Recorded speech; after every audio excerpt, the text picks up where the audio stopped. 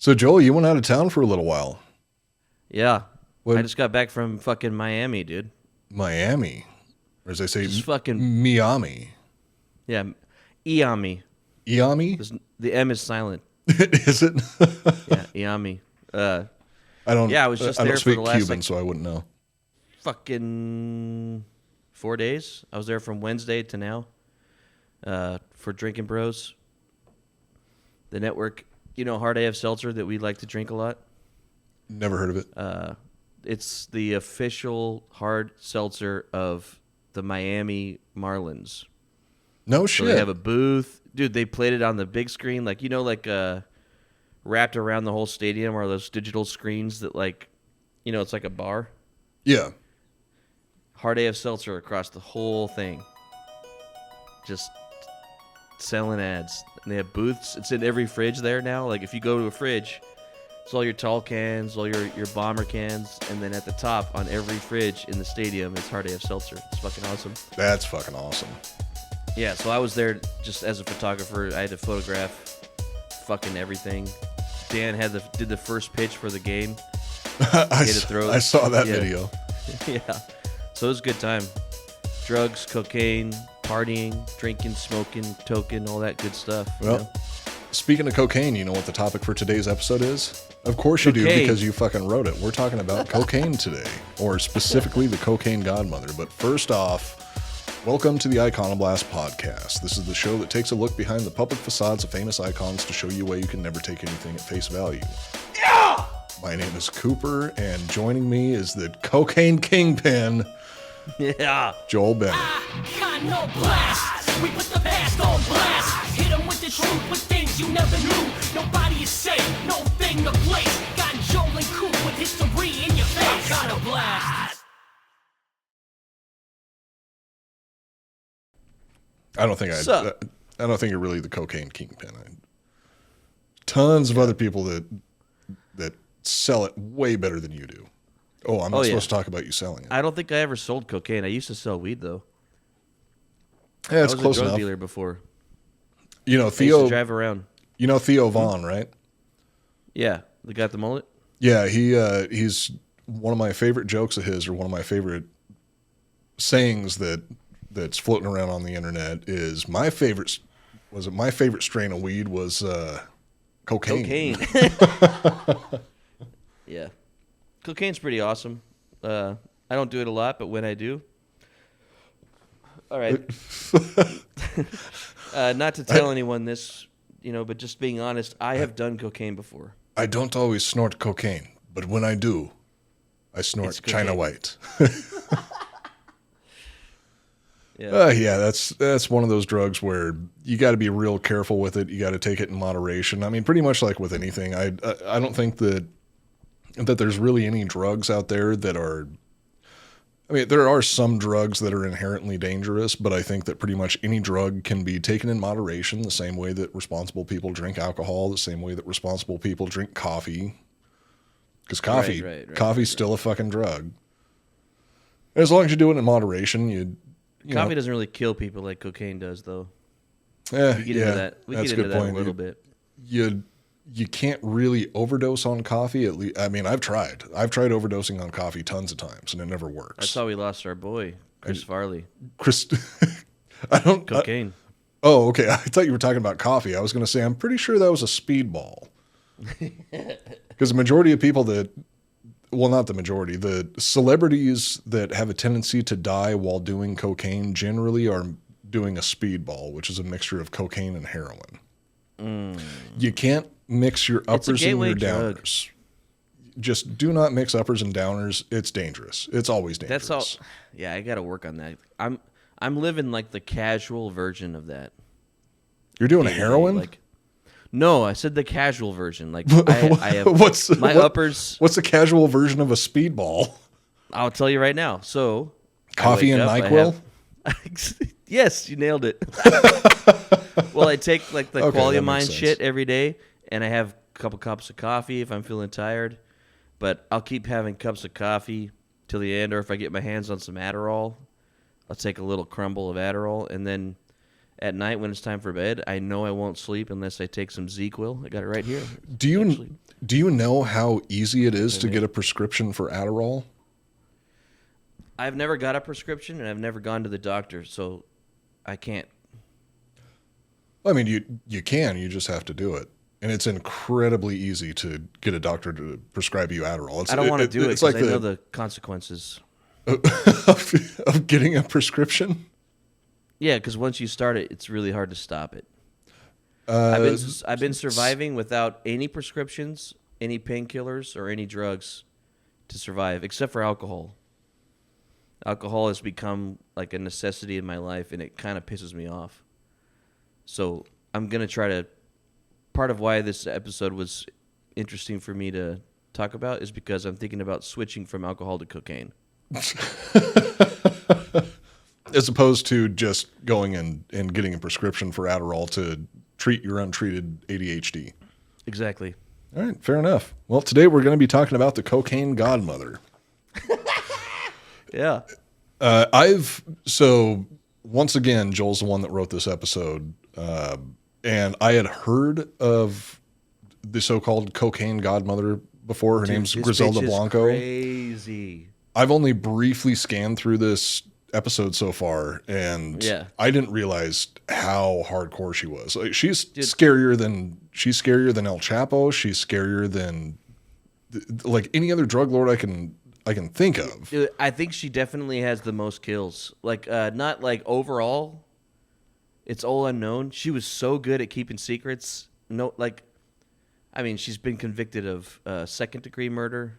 I think she got 3 charges. She's a woman. You ask her what's going on, and she's going to be like, nothing. It's fine. But she was so good at it, dude. She's, I think she has the most kills out of all of them. I don't know if she's hiring other people. Doing it herself. personal kills. Okay, that's what I mean. That could be the case because I don't think there's very many stories about Pablo Escobar pulling the trigger himself. There could be. Yeah. I've never really read into the guy. We get into it a bit. Dude, she would wear disguises and disguise herself as someone else, like as a man. I don't want to spoil it, but she would like literally disguise herself, get close to someone she wanted to kill, and fucking stab him in the neck and walk away, dressed as a man. Yeah, like we were talking about in the text messages earlier today. She's a real go-getter. Yeah, entrepreneur. Fuck. Yeah, I love it. She's badass. I just wanted to do, because I was in Miami and there was cocaine and drugs everywhere and fucking hookers.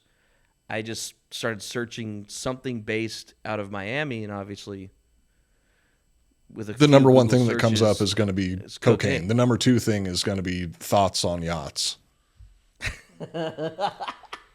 Yeah.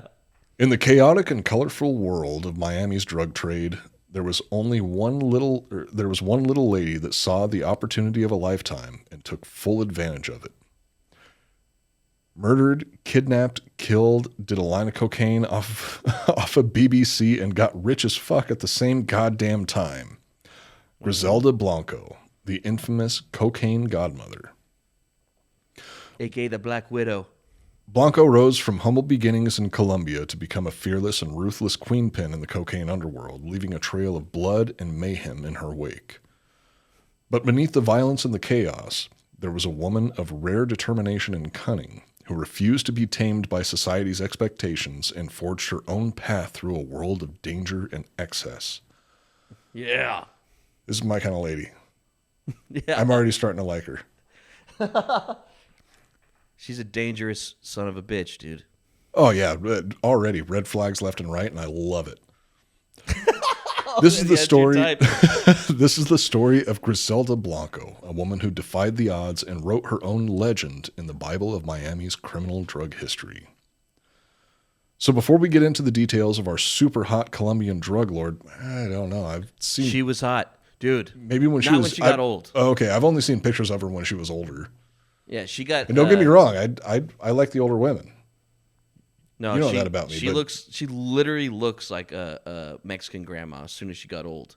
But when she was young, she was fucking hot. They had in some show like a straight to TV movie, Catherine Zeta-Jones played her. Ooh. Yeah, so I imagine I especially like Catherine the Latinas. Zeta-Jones. That was her going around. Okay, so I'm going to picture Catherine Zeta-Jones from the Entrapment era.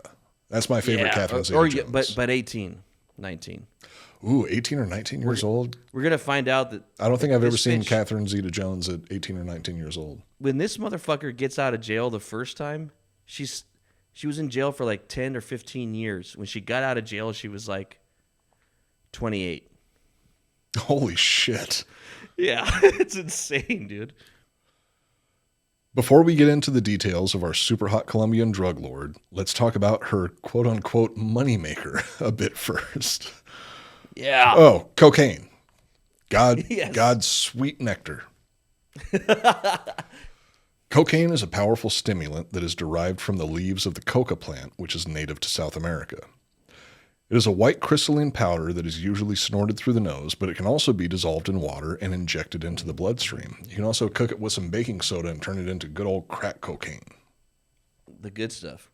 Well, I don't know about that. Crack has a much shorter Goods in quotes. half-life. Yeah, goods in quote. Cheaper. Much, much cheaper. Because Jesus Christ, cocaine is fucking expensive. Always has been, always will be. It's the whole Speaking of supply and cocaine, demand thing, give you know. Yeah, you wish. Cocaine works by blocking the reuptake of dopamine, a neurotransmitter that is associated with pleasure and reward in the brain. This leads to an increase in dopamine level. You know, something about cocaine is it's unsurprisingly similar to drugs like Adderall, Ritalin, Concerta, things like that. They don't have a Concerta. It's another ADD medication. Okay. They don't all have the exact same mechanism, but the main thing that people with ADD are trying to treat is a lack of dopamine in their brain. So dopamine. With most people, if you flood their brain with dopamine, it just makes them like super happy and excitable, and they won't shut the fuck up about NFTs. If you give it to somebody with ADD, it actually calms them down a little bit and just makes them more focused and normal. Functional. Yeah. Have you done cocaine before, Coop? No, I'm actually, you know what straight edge means, right? Straight fucking edge. Yeah. X up your hands, no drugs, no Never done alcohol, drugs. no coffee. Yeah. Me either. I'm proud of you, man. Straight edge Coop. I remember that. That's what we've called you that since I met you. Straight I know. Edge Coop. Back in the day, the old saying about me was straight as an arrow, queer as a daisy. However, cocaine also has many negative effects on the body, including increased heart rate and blood pressure, constricted blood vessels, and potential damage to the heart and other organs. Oh, God. That sounds like everything that I go through whenever I'm in a relationship. Yeah, I call bullshit on that. It is also highly addictive and can lead to a range of physical, psychological, and social problems. And let me tell you this, it only leads to social problems if you can't handle your shit. So handle your shit and you're fine. Or if the other people aren't doing cocaine with you. So it's their fault. Yeah, it's their fault. Cocaine is derived from the leaves of the coca plant, which is native to South America. The process of making cocaine involves several steps. Can I legally read this? I don't think we're supposed to be telling our listeners how to make cocaine, but if you want to know how to make cocaine, here you go. This is how. Step 1, harvesting and processing the coca leaves. The coca leaves are first harvested from the plant and then processed to extract the alkaloids, including cocaine. The alkaloids. Yeah. Step 2, extraction of cocaine alkaloids. The alkaloids are extracted from the leaves using solvents such as gasoline, kerosene, or acetone. Step 3, formation of the cocaine base. Ass. Acetone. Acetona gloves. The extracted cocaine alkaloids are then dissolved in an aqueous solution and mixed with a base such as sodium carbonate or baking soda. This process separates the cocaine from the other alkaloids. So it's like making crack is essentially following some of the same steps after it's already been turned into cocaine, and then you cook it down with more baking soda. Literally the only thing that I know about the process of making crack is that you cook it with baking soda somehow. Conversion to cocaine, step 4, conversion to cocaine hydrochloride. The cocaine base is then dissolved in hydrochloric acid to create cocaine hydrochloride, which is the white crystalline powder form of cocaine that is commonly used. Step 5, purification and packaging. The cocaine hydrochloride is then purified using various chemicals and processes to remove impurities and create a more potent product. The final product is then packaged and shipped for distribution. By children. By children, yeah. A whole lot of kids involved in the cocaine process. But I don't think that there's anything on earth that is worthwhile or enjoyable that doesn't involve some children Child slavery being made into slaves. God damn it. We've talked about it before, so you know what all the other ones are. I'm not talking about pedophiles also, for anybody that's thinking that's what I'm referring to. Yeah, to make it worse, not only are they slaves, they also get raped sometimes.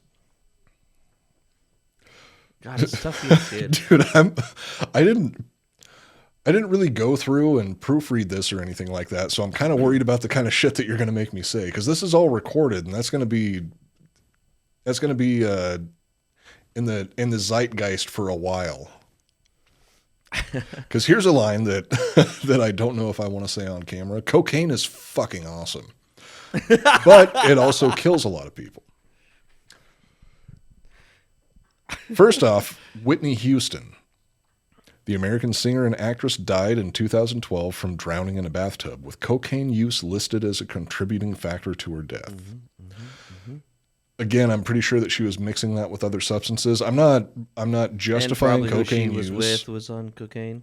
And a whole lot of other drugs overall. And she'd been doing it for years. I'm actually surprised that she lasted as long as she did. She was a master at it. Who was her husband or boyfriend? Was that Bobby Brown? Jones or whatever? I think it was Bobby Brown. Great man. John Belushi. Another one. That John Belushi is a sad one. The American actor and comedian died in 1982 from a drug overdose that included cocaine. So John Belushi, I know, died from a speedball. That was a combination of opiates and cocaine.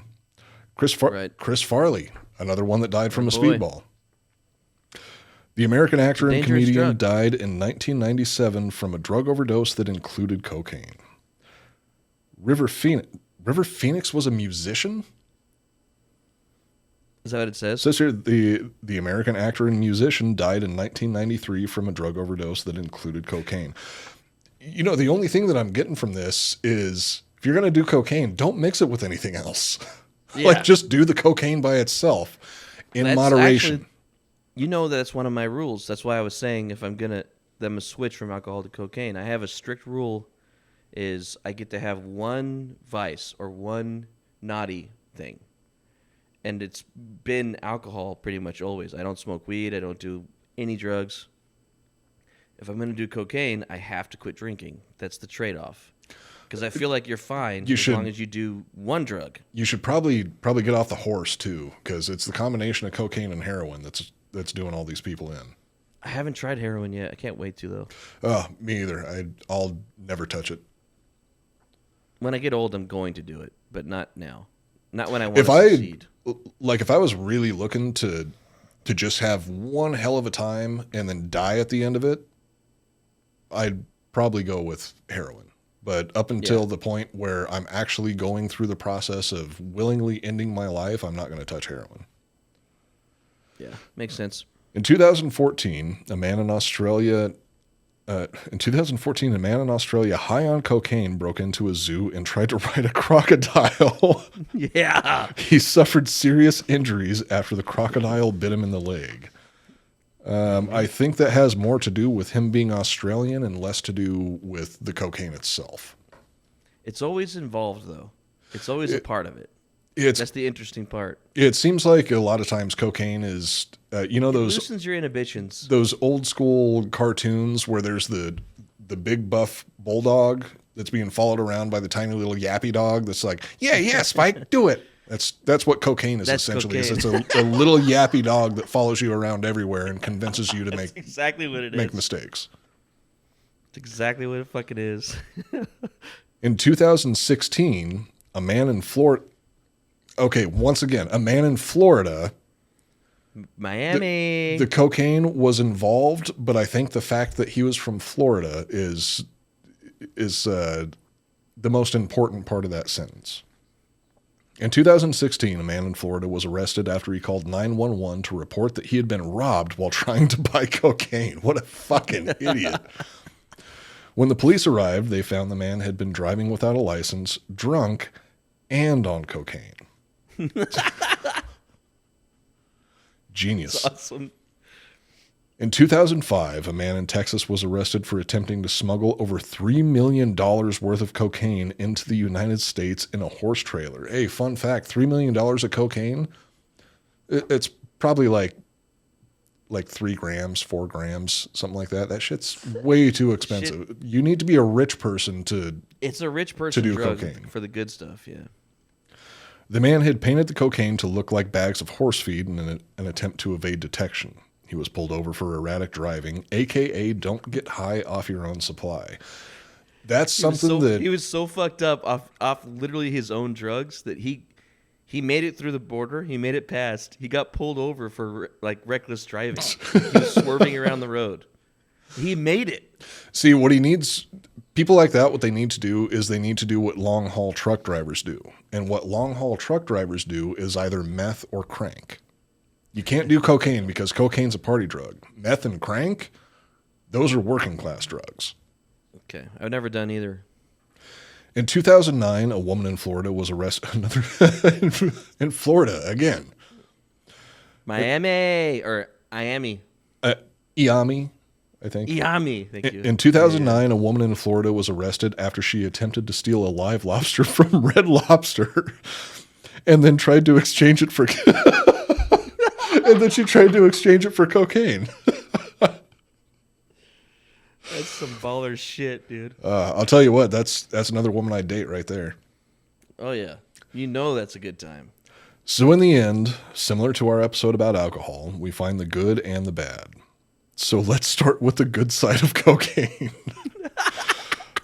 Joel, you're making me say some things that I don't want to be saying on camera. But You did I not love write it. this episode. You don't condone anything that was said. You are literally doing your job. First of all, it can give you a temporary boost of energy and make you feel more alert and focused. Did you know that that's actually how it was initially discovered? I think it was like goat herders or something like that saw that when their goats would eat from this specific plant, all of a sudden they would get real frisky and they'd be a lot better in bed. That's how they started trying it themselves, and that's where cocaine comes from. Beautiful. It helps with long nights of partying at the bar. It can give you a little boost whenever you need it. It can also suppress your appetite, which might come in handy if you're trying to lose weight. No wonder it's so popular with models and bar chicks. Mm-hmm. Now on to the bad side. Cocaine is highly addictive and can lead to a range of negative consequences, including heart attacks, strokes, depression, and other health problems.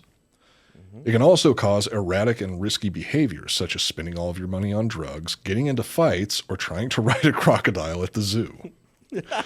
And let's not forget the impact it can have on your personal relationships, career, and overall quality of life. So, in short, the good side of cocaine is pretty awesome. And the bad side of cocaine is a whole lot less awesome. Joel, I'm impressed. You did a pretty good job writing this episode. You think so? Normally, I have to force myself to laugh at the stuff that you write into the notes, but you did pretty good on this one. Fuck you. I thought it felt like as I was writing, I'm like, oh, this is sort of like the same structure as the alcohol episode, where you see the two sides of it, you know? Yeah. I think it's an honest opinion of what it really is. It has pluses and minuses. Nowadays, drugs are bad, evil, only horrible. But I feel like, that last paragraph is how I actually feel about it. I'm like, there's good sides and bad sides. It's about your self-control and how you as a person decide to handle the situation. That's the case with everything. That's the case with driving a fucking car. If you get a license, you do a little work, you get the license. It's the same as like buying a bag. What you do with the car is up to you. What you do with the car is up to you. I finally understand the new glasses that you're wearing now. What do you mean? The party lifestyle, bro. Fuck yeah, dog. That's what I'm saying, man. Doop, doop, doop, doop, doop, doop. No, now you're going to get us a copyright strike. Oh, shit. Okay. No, the way that I see drugs is to me it's so fucking arbitrary whether or not the government condones drugs, because there are much more dangerous drugs on the market that like much more dangerous legal drugs on the market that people are able to get if they go to a doctor. The illegal drugs, if you're talking about like shrooms or weed, like, you know, in most of the places where weed is illegal still for some fucking reason, or there's so many drugs out there that are so much safer to do, but they're illegal. But you're telling me that I can fake a back injury and go to a hospital and get hooked on opiates, and then once I run out of money and or once my prescription runs out, I can't get my opiates from the doctor anymore. You know where you go? Gotta find a way. You go to heroin. And it's just fucking dumb to me, because it's the same thing that we saw during Prohibition, where as soon as you make it illegal, all you're doing is you're creating this opportunity for criminals to make a shitload of money. And nobody else is benefiting from that aside from the criminals. The criminals are the one making all the money. So you legalize it, you regulate it, you tax it. That's going to make sure that it's safe. It's held up to certain standards. You're Like going to have prostitution. like, you know what? Honestly, with prostitution too, it's going to happen. Yeah. It's going to happen regardless.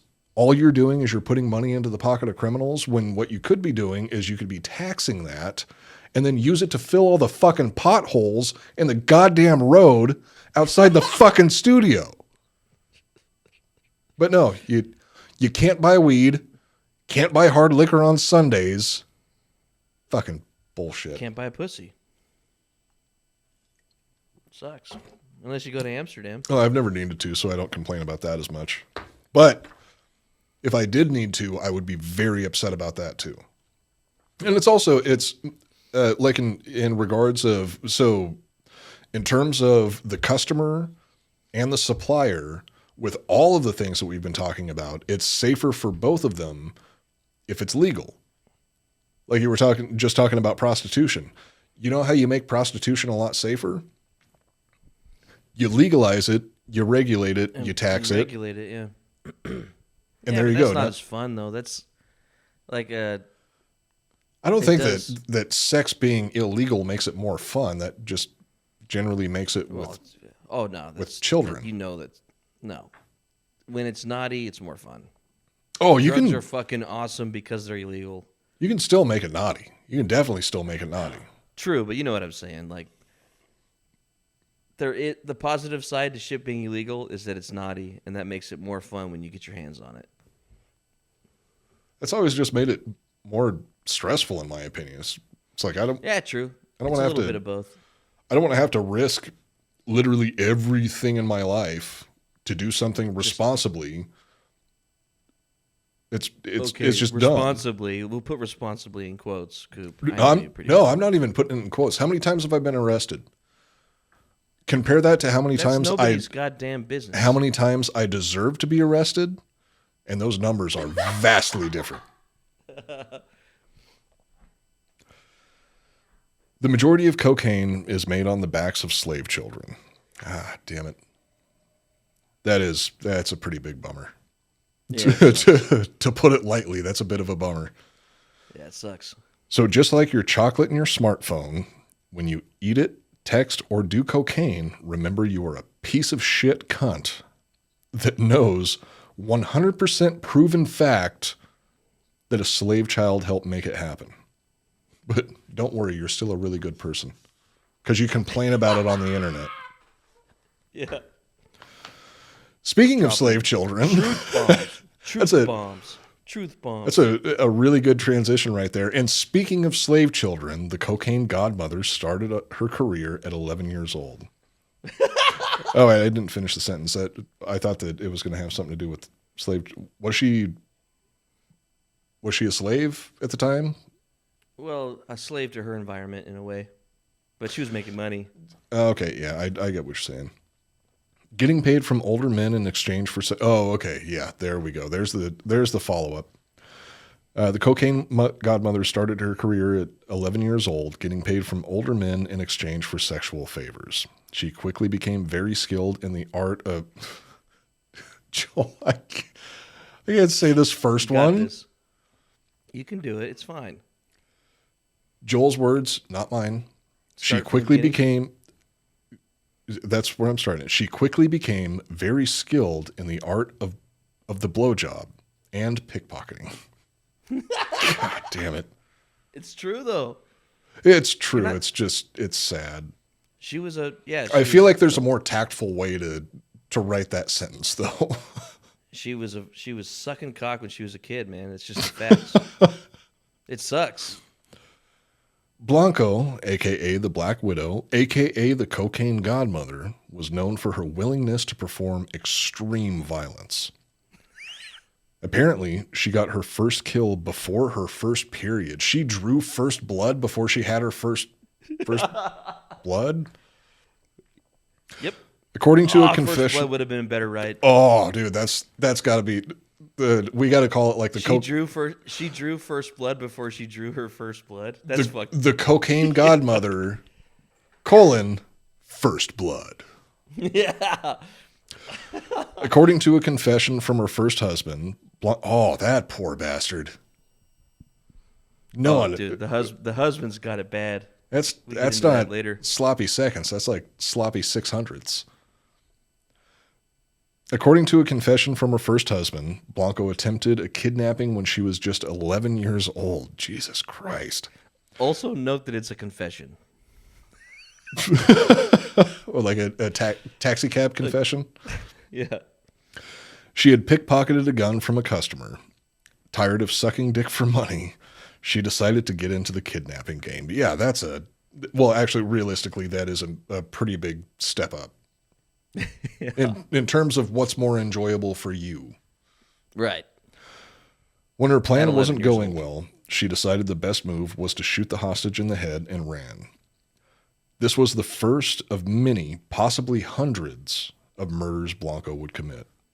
Herself, not through someone else. So she has to have that over Pablo Escobar. El Chapo, I don't know how many he committed himself. He kind of laid the groundwork for the rest of his cartel, and the rest of his cartel was real fucked up. Some of the worst beheading videos I've ever seen, outside of the Zetas. Los Zetas, well, those guys are real fucked up. I'm saying that out of respect if there's any of the Zetas in the audience. Yeah, I don't want that. I don't want to We don't have need that heat. I don't want to have my head cut off with a fucking chainsaw. Griselda Blanco was born on February 15th, 1943 in Cartagena, Colombia. She grew up in poverty and had a difficult childhood. No way, Joel. No kidding. She had a difficult childhood? Holy shit. With some reports suggesting that she was involved in criminal activities from a very young age. Yeah, like murdering a motherfucker when she was 11 years old. Oh, yeah, actually, you were already thinking about it. Follow-up sentence. Yeah, like prostitution, robbery, and murdering children. We're on the same page with this one. Blanco's first known foray into the drug trade came in the 1970s when she began smuggling cocaine from Colombia to the United States. She worked with her first husband, Carlos Trujillo. Wait, Carlos Trujillo. That name sounds really familiar. He was a drug lord too. I might be mixing him up with I think it was the Nicaraguan. Carlos Santana, yeah. Yeah, the guy who did that Musician smooth song. and drug lord. Yeah. No, I think I'm mixing him up with Trujillo, the dictator who I believe was from Nicaragua. Together, they established a network that smuggled cocaine from Colombia to New York City. New York City? That's it. You get it? Yeah, the salsa. Wait, what was it called? Pace Picante.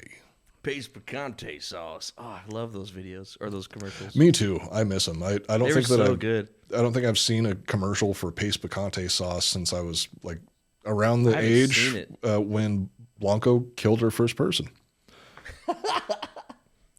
Blanco's drug operation grew rapidly, and she soon became known for her ruthlessness and willingness to do whatever it took to protect her business. She was notorious for her use of violence, which included torture, assassination, and bombings. This is a badass bitch right here. Bad bitch, dude. Yeah. And she was hot. Like, legit, if you look up young photos, there's only a couple. It's hard to find. She was hot. So she's a banger and killing people. All right, can we realistically get an overlay of Griselda Blanco Where, like, that isn't a whale penis? Where, like here? Right, a little bit to your right. Maybe on your, wait, you're over here. Maybe like Here, put it like, all right, right.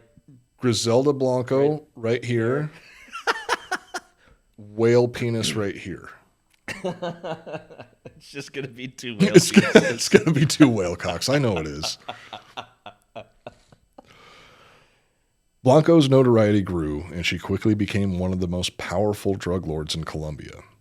However, her success was short-lived, and in 1975, she was arrested by the DEA and sentenced to 15 years in prison for drug trafficking. It seems like a short sentence for all the shit that she was doing. Yeah, well, 15 years for... it was only for drug trafficking. It wasn't for however many murders she committed. They can't catch her on anything, ever. It's... Dude, there's no evidence of it, but I think she must have been... You know why? So fucking smart, man.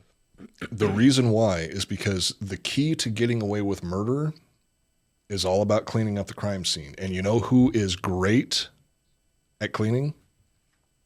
Women. Mexican women. Especially Latin women. No, she's Colombian, Joel. Excuse me. Okay, Yeah. actually we have to drink for that one. There's probably plenty other times that we should have drank. Do you know that you're drinking Colombia coffee crystals? What? Colombia coffee crystals? You no good goddamn son of a bitch.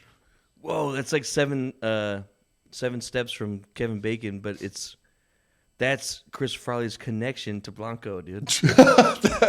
that one Saturday Night Live skit is Yeah. that's what killed him. He killed him. It was got into those Colombian coffee decaffeinated crystals. coffee. He did get into that. Oh Colombian God! coffee crystals. Colombian crystals. That's Crystals. yeah. R.I.P. Chris Farley. He was bless him. amazing. After serving only a few years in prison, Blanco was released and deported back to Colombia. What? Why after only a few years? Yeah, dude. Whatever the it was, fuck? I didn't dig into it, but from what I was trying to read to figure out how she got out, I think she was charged of 3 second-degree murders, and that's what got her in jail, plus the drug stuff. But they couldn't prove it or something. 3 second-degree murders and drug Maybe that's trafficking. later. She goes to jail more than once, but I know. So there was some sort of fucked up shit going on in the jail, where like people were fucking each other, and like lawyers, and there was this whole controversy. It made the case get all fucked up, and she got released. So she played her game, you know. I know, I know a handful of women that can fuck their way out of any situation, and God bless them for it. I hope they keep getting away with it. Yeah, this one did. Griselda didn't stay out of trouble for long. In the early 1980s, she relocated to Miami, Florida, where she established a new drug operation and became known as the Cocaine Godmother. Now, So all of this is before she's fucking 30. All of this. This is before she's even 30 kid. years old? Yeah. All this Dude, I happens, wish like, kids she these hasn't days even had that type of started, work like, ethic. Yeah, she hasn't even started her story. It's not till she moves to Miami that she becomes who she is. So this is before she was even like known throughout the drug trade as the Cocaine Godmother. Everything else before this was just her working up to that point. Yeah. She was just getting her feet wet. Jesus Christ. Yeah, she was just learning the trade. Mama fit right in with the Miami lifestyle and quickly made a new home and immediately started importing her... Joel, your writing style is... It's wild, man.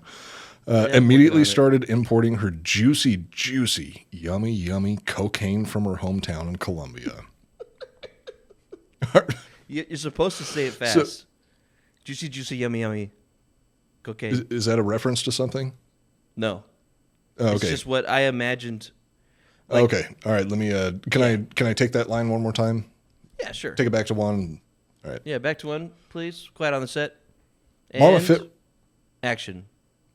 Mama fit right in with the Miami lifestyle and quickly made a new home and immediately started importing her juicy, yummy cocaine from her hometown in Colombia. Is that better? Nailed it. Perfect delivery. Thank you. Our cocaine godmommy was known to enjoy the nightlife in Miami during the height of her power in the 1980s.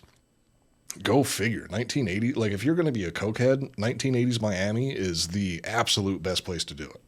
Perfect timing. The prices are probably lower over there too because it's getting like directly delivered to Miami. They're not having to carry it across state lines. It's just coming right in through the ports. Despite her reputation as a ruthless drug lord, she was also known for her love of music, dancing, and partying. I feel like you kind of left out the kidnapping and murdering part.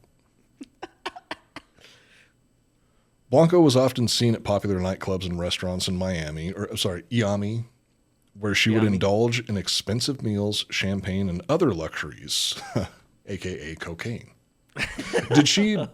Do you know if she actually got high on her own supply? Because that seems like bad business practice if that's what she's doing. She definitely was a partier. Like that was part of her, I guess it was her cover or just her style. She was a connector. She was out every fucking night, partying, making connections. That's how she ran her business. So she's essentially a combination of an agent and a producer, two of the most notorious cocaine users in the entertainment industry. I'm sure so she that makes sense.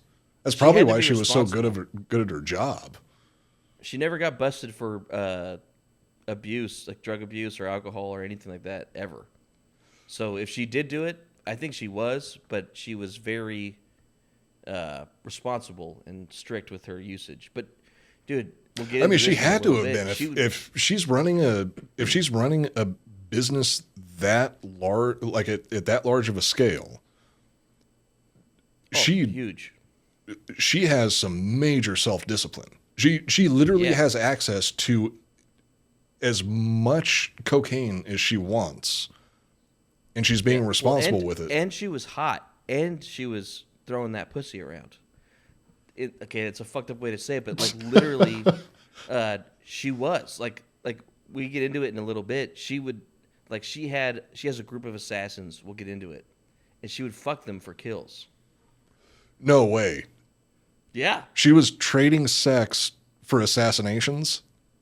Yeah, it's all That's just rumored. Good. That's just good business Literally, right there. Everything is rumored and what people were saying, but like she was so hot that like how she got her, I don't want to spoil it till we talk about it, but like she was literally like men would kill for her just to hang out with her for a cocktail. And then they'd have drinks, and if she wanted to, she'd end up like fucking them or sleeping with them for the night, or having romantic entanglements with them for a little bit. Go kill this guy for me, kill this guy for me, kill this guy for me. She had like a harem. She was like she was like Littlefinger, except she was the one getting fingered. Yeah. Well, I'm pretty sure only if she wanted. Overall, I think that's pretty good business practice because I think it was Warren Buffett that said the best way to keep down your overhead is by giving head. At least I think that was Warren Buffett. Might have been Bill Gates. Well, I mean, they got paid too, but like there was this whole unspoken. They got BJ's and they got paid. Yeah. I'd work for her. Fuck yeah. And it wasn't like, oh, you got to fuck the boss. It was like, holy shit, I might get to fuck the boss tonight. That was the vibe. And she was out. She was a public figure. She was hot. She was making deals. Like, she was kind of like, she was a drug lord movie star in Miami at the time. Well, that's like the whole draw of like, oh, maybe tonight I'm going to be able to fuck the boss. That's kind of what got me excited about working with Tetherball, except Ross is always the top, and I'm fucking sick of it. Yeah. I still haven't got to fuck him. I'm glad you got to.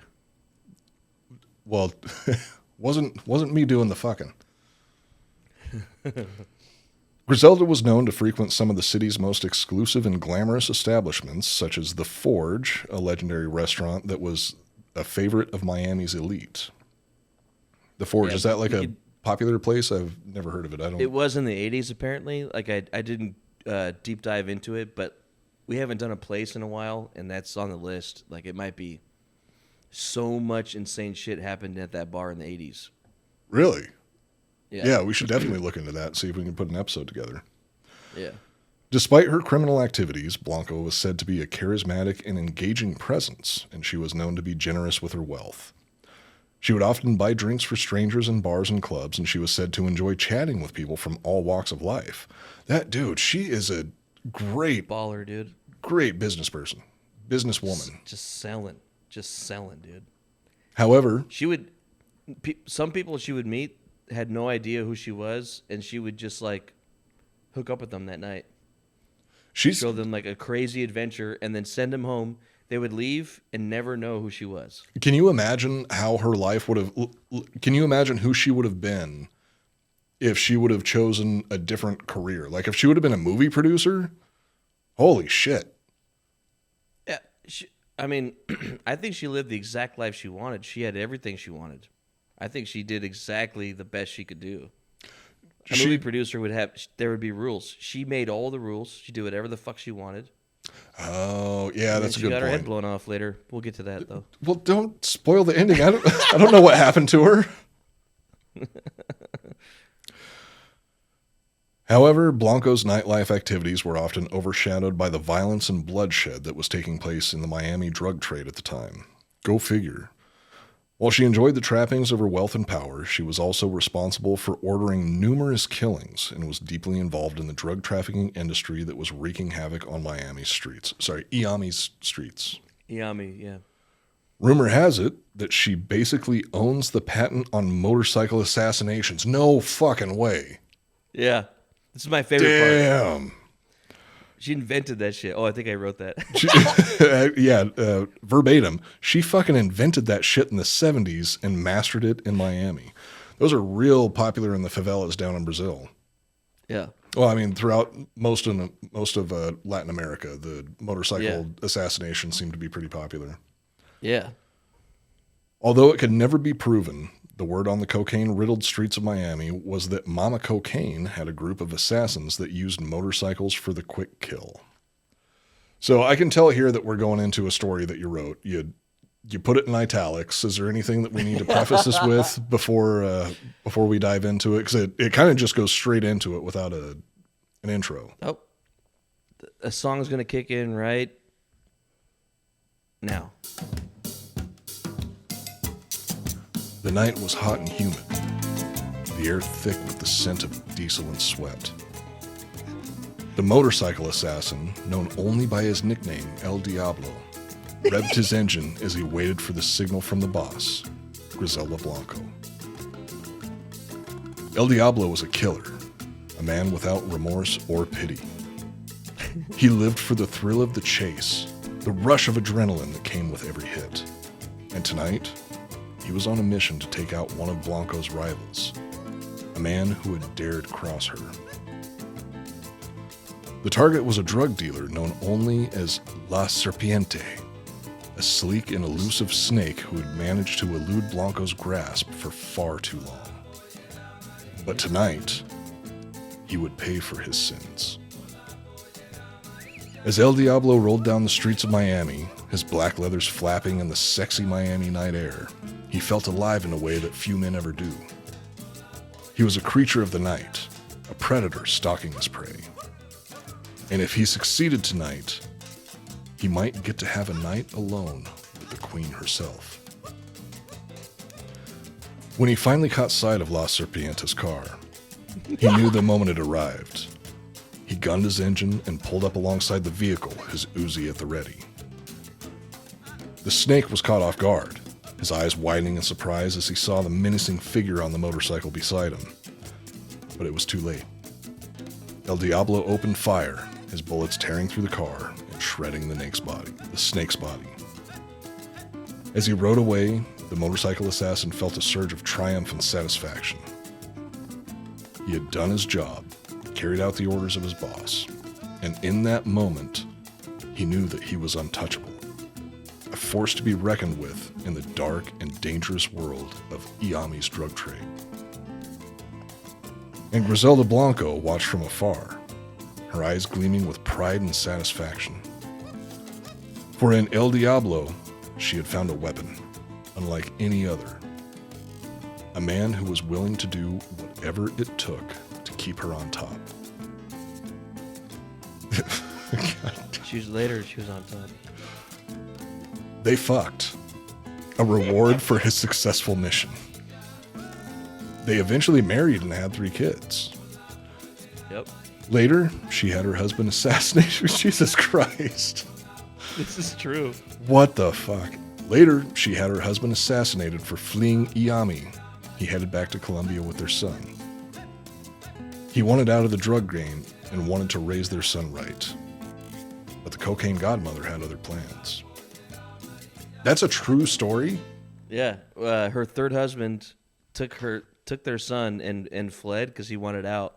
And she was like, "You're a pussy, dude," and had him killed. No shit. Well, yeah, he was being a fucking pussy. She could have protected him. And then like made the son come back to Miami. So she killed her son's father and then made her son come back to Miami. Yep. We're doing drugs, baby. That's our life. The term boss bitch gets thrown around way too much these days. But if I could describe a boss bitch, and I'm not giving her any respect for the shit that she did, but goddamn, this is a boss bitch. Yeah. Griselda Blanco was known to use bombing as a tactic to gain an advantage in her drug trafficking operations.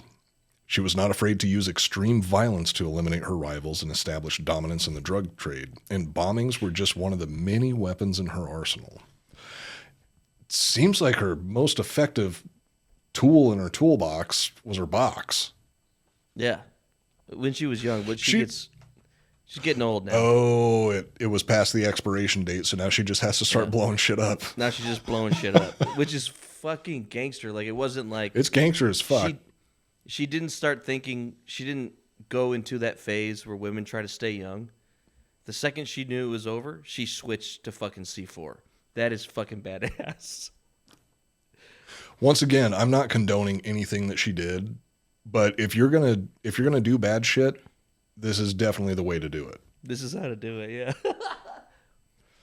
yeah. Blanco was known to target her rivals' businesses and properties with bombs, often using sophisticated and deadly devices that could cause extensive damage and loss of life. I mean, that's what a bomb is, though. Yeah.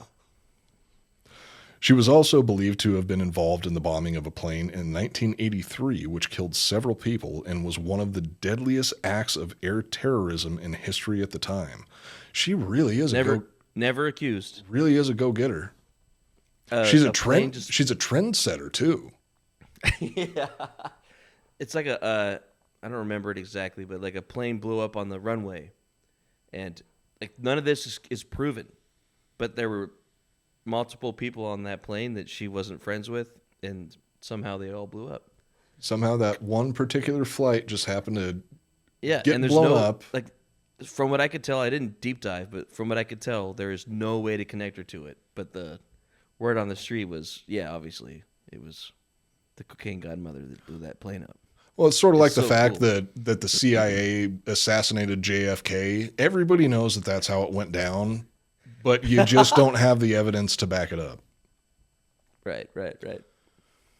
Blanco was also known to use disguises. Oh, she likes dressing up?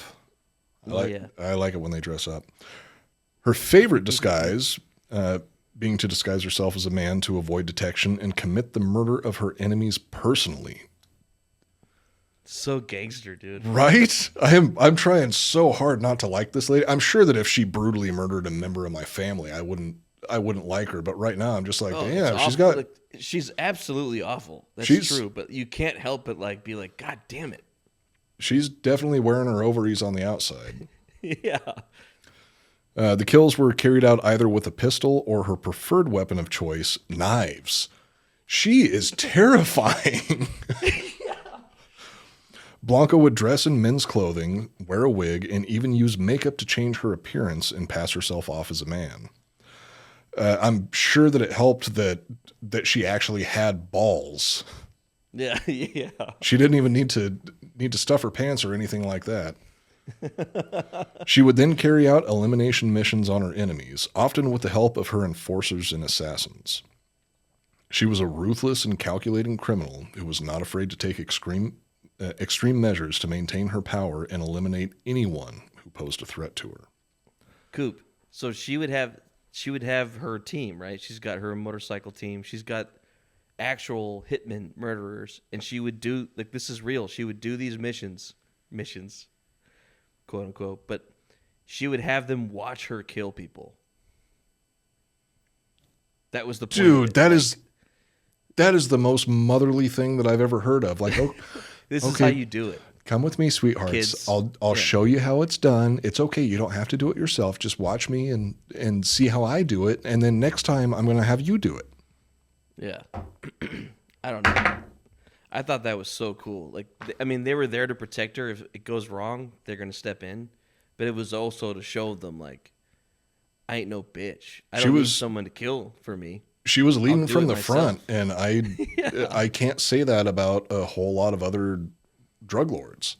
Yeah. Like, they'll get other people to do the dirty work for them because they have the money, but even when she had the money, she was still doing the dirty work herself. Dressing up as a dude, terrifying. Walking up to motherfuckers and just cutting throats.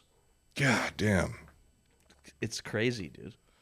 Despite her efforts to avoid detection, Blanco was eventually arrested and charged with numerous crimes, including drug trafficking, racketeering, and murder.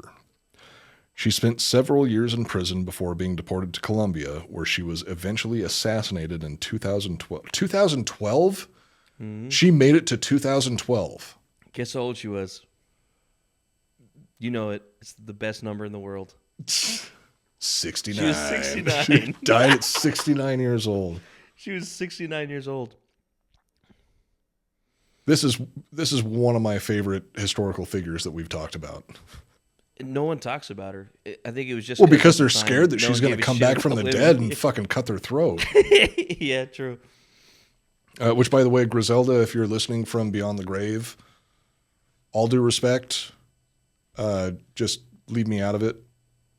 Yeah, please. All due respect. Like, I think my wife would understand if you want to come over. I'll kill someone. Give me one night. I want one night with the queen pin. Oh, could you imagine how crazy that would be? She knows how to fuck. She's the one. You. She's the one putting your legs behind your head. It's literally probably what Basic Instinct was based off of. Have you seen that movie? Or what's the other one with? Was it Michael Douglas? Where? That's the one. Basic Instinct. No, I'm thinking of with Michael Douglas and Sharon Stone. Fatal Attraction, where she puts the bunny in the pot of boiling water. I haven't seen I think that was Glenn Close that did it. In Basic Instinct, she's a murderer, and he fucks her. And it's like the best sex of his life because he knows that she kills people when she fucks. So, I would think that it was just because she's obviously fucking insane. Yeah, that too. Anyway. Griselda Blanco, the infamous drug lord known as the Cocaine Godmother, the Black Widow, and probably many other scary names, was assassinated on September 3rd, 2012 in Medellin, Colombia. She was shot and killed by two gunmen as she was leaving a butcher shop. She was shot in the head and chest, instantly killing her. The assassins were on motorcycles. They were. Oh, that's some poetic justice. Poetic, right there. yeah. Yeah. Blanco's assassination was reportedly carried out by members of a rival drug gang who were seeking revenge for her involvement in a series of brutal turf wars that had plagued the city for years. Although she had retired from the drug trade and was living a relatively quiet life in Colombia at the time of her death, Blanco's reputation as a ruthless and powerful drug lord made her a target for those seeking to assert their dominance in the criminal world. really those who live by the sword generally die by the sword. So I don't, even after you leave the game, it's gonna be coming for you. How she got out of jail again was she ratted everybody out. She was a rat? At the end, yeah. Well, Griselda. It's still Griselda, all rumored, baby, but come like, on. How else do you? When she went to jail the second time, it was like there's actually like when you I didn't deep dive into this. I threw all this shit together this morning when I woke up with a hangover from Miami, but like from what I researched briefly, she that was life in prison. Fucking I read a couple things quickly that were like actual large groups of people were protesting the fact that she got released and sent back to Colombia. Like it was bullshit. Like this is a murderer. She's like obviously like one of the worst people on the planet, and you let her go. Why? And not only let her go, but you send her back to Colombia, which is free, and not to Colombia jail. Set free. So they weren't even extraditing her. They were just letting her go and sending her back home. She got killed on the street buying fucking steaks for her family. So they let her go because, I mean, I couldn't find anything right away why they let her go, but somehow after murdering all these people, it's very obvious. Can't prove a single one, but okay, she did it. All right, we're going to let her go. And by then she was old, you know? So she had to rat everybody out. She had to rat everybody out and got set free. I don't care how old she is still dangerous. Yeah. Still dangerous. She was like, I'm going to make some carne asada for my family. And just right in the middle of the street, just got shot in the face by the motorcycles that she invented, you know? I love that. But she had whatever tricks up her sleeve was she got out of prison both times. Convicted of murder both times. And was out in a few years both times. She's very convincing, to say the least. Yeah. I think she ratted out some people. Apparently also she had a hit on Pablo Escobar. Because they never met in person, but apparently she was like pissed off at him because he was like kind of taking over her business. And so apparently she was like, fuck it, and had a hit on Pablo Escobar, like trying to kill him. She didn't succeed, but just Pablo's that lucky. I'm surprised that she I like didn't that she had succeed. the balls to do that because I'm surprised that she didn't like seduce him and slit his throat mid-sex. Oh, if they met before she was 40 plus, he would have been fucked. She would have took over that. Before she hit the wall. She would have ran the whole thing. Yeah, before she hit the wall. Before she switched from pussy to bombs.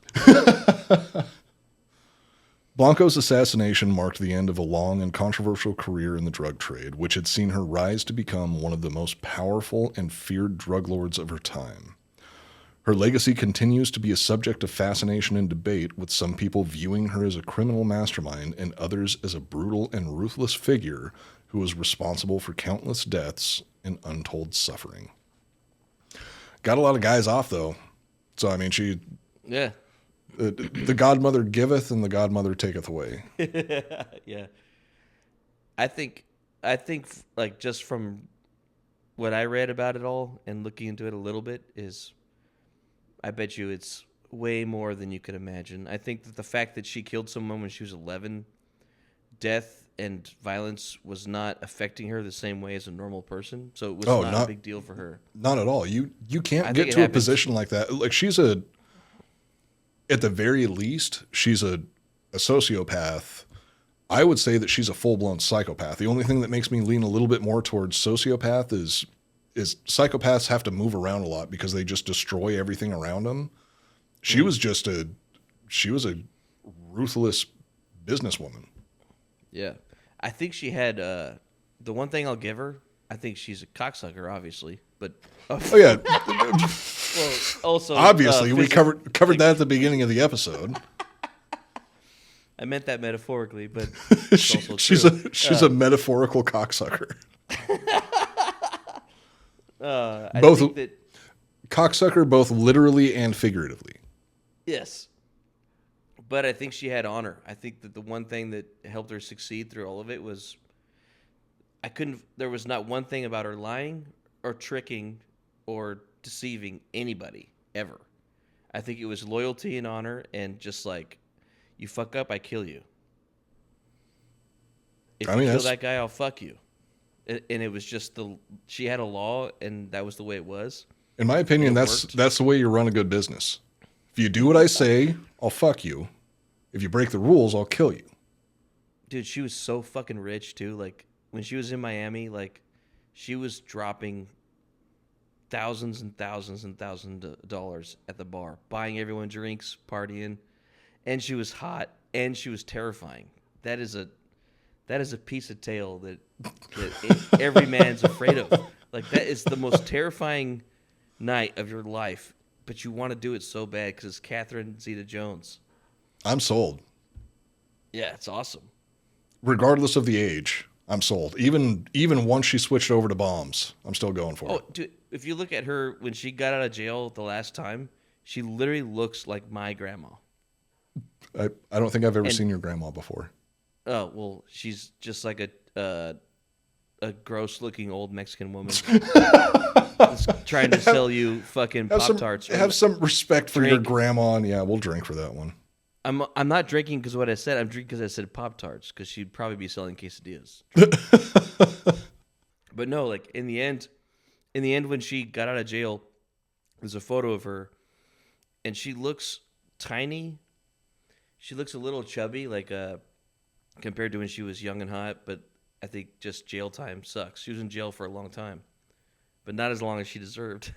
Yeah, that's for sure. And she got out clean and just was like, all right, I'm going back to my hometown.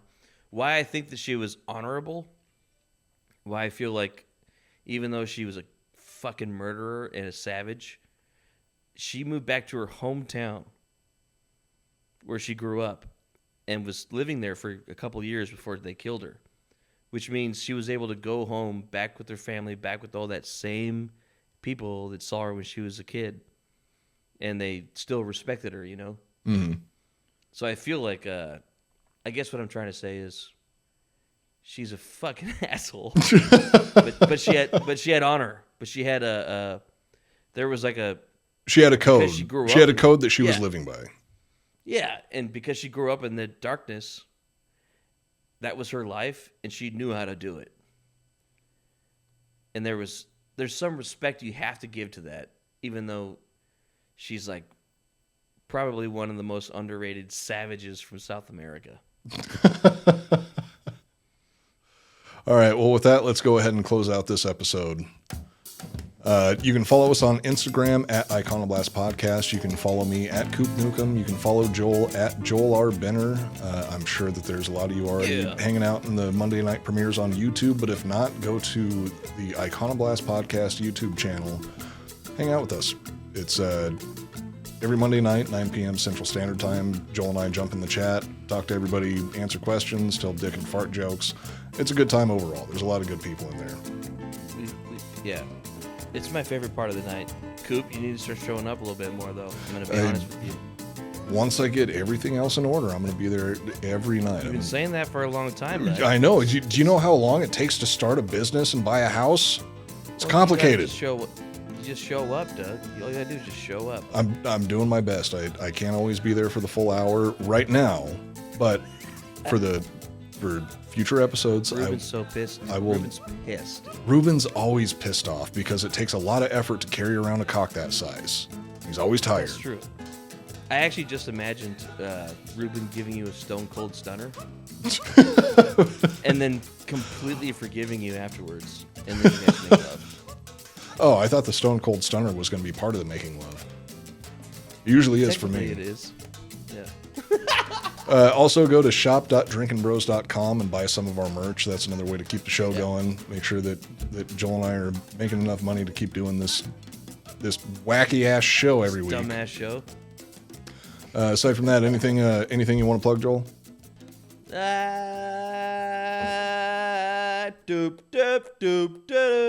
All right, that's it for this episode of the Iconoblast Podcast. My name is Matt Cooper. Joel Benner. And we're reminding you to never take anything at face value.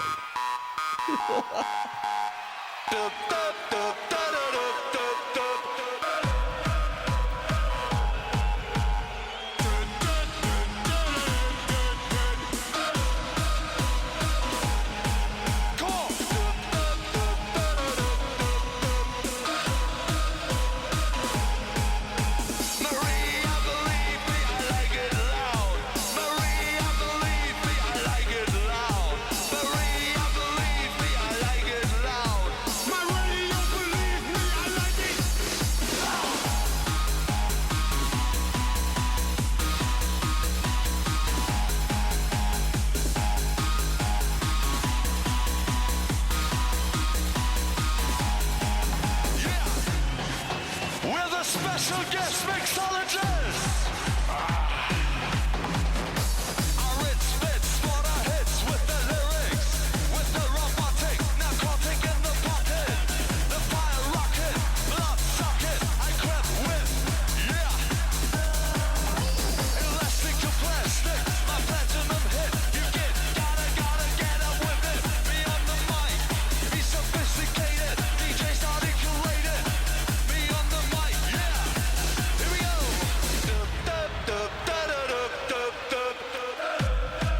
Are you having a good time tonight?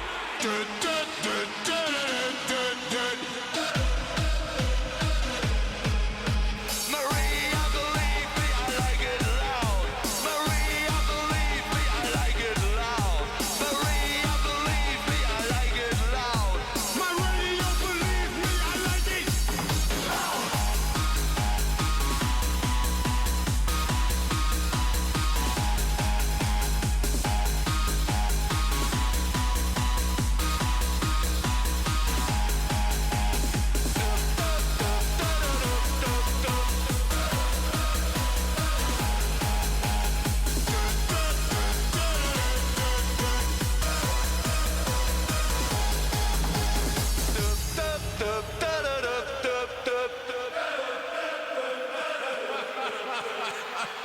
Thank you.